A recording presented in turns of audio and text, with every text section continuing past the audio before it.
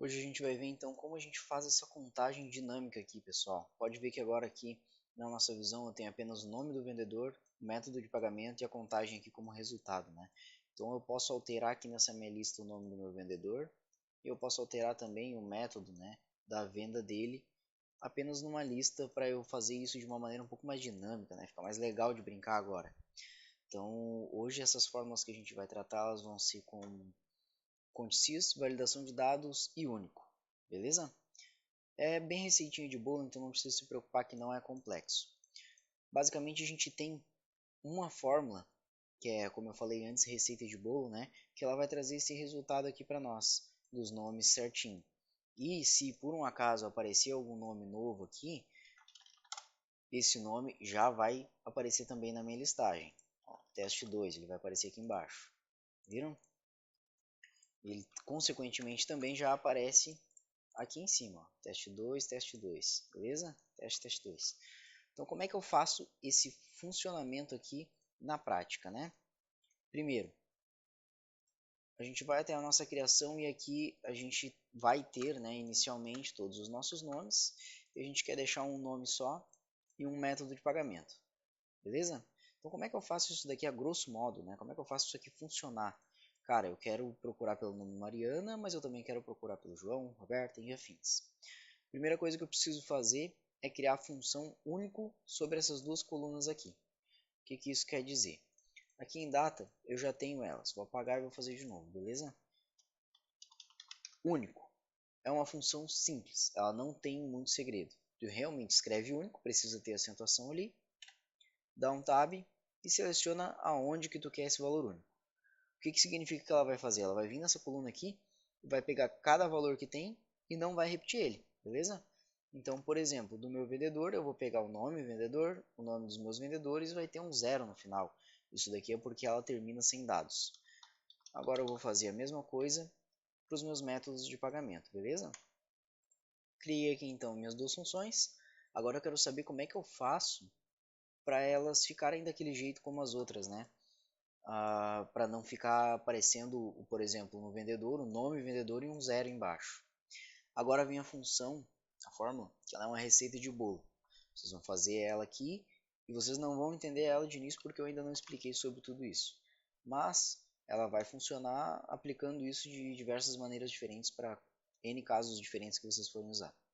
Então como é que é essa fórmula, né? Tu vai usar o desloc, beleza? Aí, primeira informação, ele te pede a referência. Aonde que está a minha referência? Está nessa outra tabela que eu criei aqui, na coluna A, ok? Qual a linha aonde eu vou iniciar a minha visualização do desloque que ele está pedindo, né? Quantidade de linhas que eu vou deslocar para baixo. Eu vou colocar colunas. Vocês estão vendo aqui a referência, tá, pessoal? É por aqui que eu estou utilizando. Colunas, eu não quero alterar, porque eu quero uma coluna só. A minha altura. A altura eu quero um número limitado de altura. Então aqui eu vou usar a função conte.valores. Ainda não falei dela aqui no canal também. Então vocês podem dar uma olhadinha nela depois. Por enquanto utilizem receita de bolo. Selecionei aqui a minha coluna para contagem. Fechei parênteses. A altura que está aqui nesse lado eu não preciso preencher. Beleza?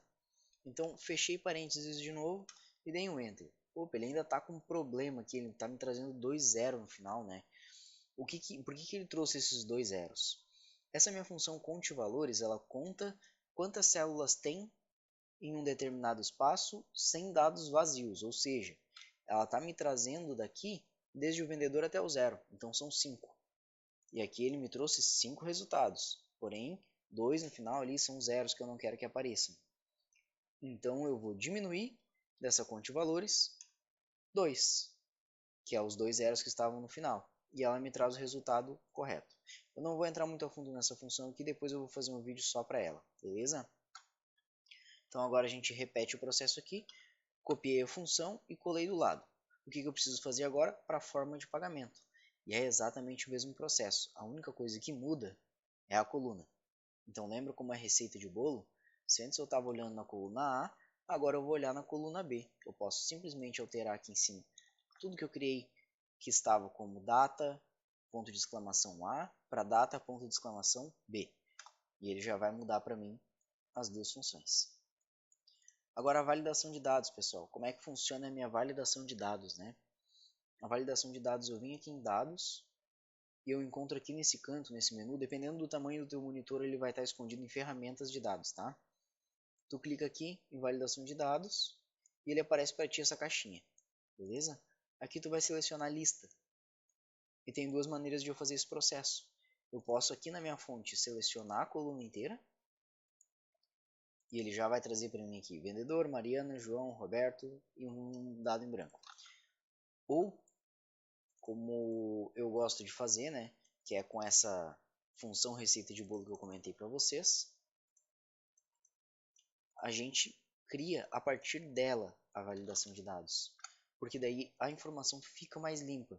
E para tu apresentar isso daqui depois, vai ser melhor. Então, coloquei a minha validação de dados aqui, né, vim aqui em validação de dados e colei a minha fórmula inteira, junto com o igual, dentro da fonte. E ele trouxe para mim aqui os nomes, beleza? Mesma coisa eu vou fazer agora para os dados do cartão. Cliquei aqui na primeira linha onde tem a minha fórmula, copiei inteira a minha fórmula que tem lá em cima, selecionei a célula onde eu quero o resultado e vim aqui em validação de dados. Selecionei a minha lista e colei a minha fórmula aqui dentro, beleza? Depois que eu colo a fórmula ali, ele já cria para mim automaticamente um drop-down com essas informações. Fica realmente uma coisa muito dinâmica, pessoal. Isso aqui é muito interessante para tu entregar como esse processo aqui para algum gerente dar uma olhada, algo do tipo, quanto para tu mesmo fazer um projeto pessoal sobre os teus gastos, etc. Então agora, a nossa fórmula conte.sys que a gente tinha feito antes, vai ficar mais simples. Como é que isso vai acontecer agora? Eu coloquei aqui o igual com sys, selecionei intervalo de critério e critério, beleza? Selecionei mais um intervalo de critério e mais um critério, e agora eu posso simplesmente selecionar todos os dados aqui e dar um F4 e deixar tudo travado. E tá aqui a minha contagem de informações. Vocês podem ver que agora, conforme eu altero aqui em cima, ele muda o meu resultado. Entendeu? Agora eu tenho aqui para eu ver cada método de pagamento, cada informação utilizada por cada pessoa, de uma maneira bem dinâmica e numa lista.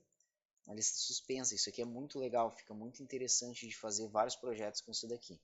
Mais para frente eu vou ensinar também a fórmula soma-sys, que ela vai ser muito bem utilizada para esse método aqui, para somar esses totais aqui, preço unitário que a gente tem.